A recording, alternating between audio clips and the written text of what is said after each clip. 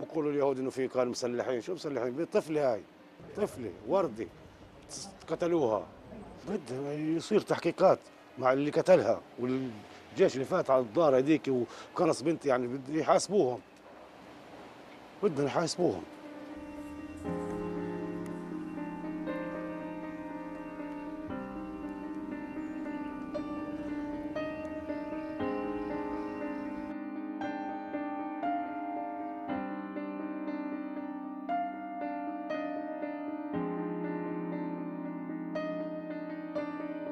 الله لا اله الا الله والشاهد حبيب الله والشاهد حبيب الله.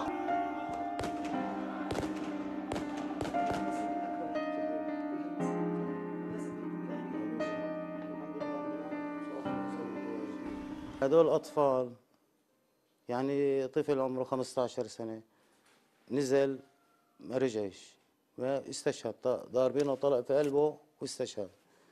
فإحنا بنطالب إنه جميع الحقوق الإنسان، الأمم المتحدة، المجلس الأمن، يطالب لنا بحقنا، يجي يشيل عنا الظلم هذا.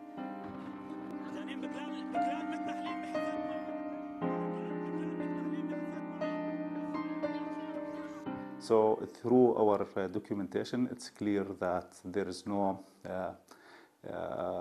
respect from the occupying authority to the international standards about protecting children, mainly their right to life.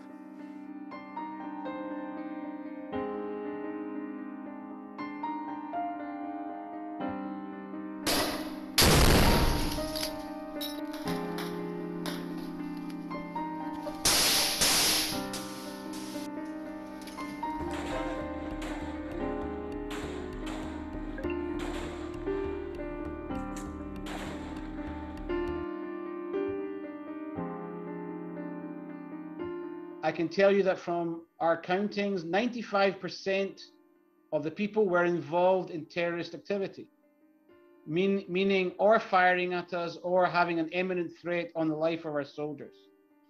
5% is collateral damage, which is tragic.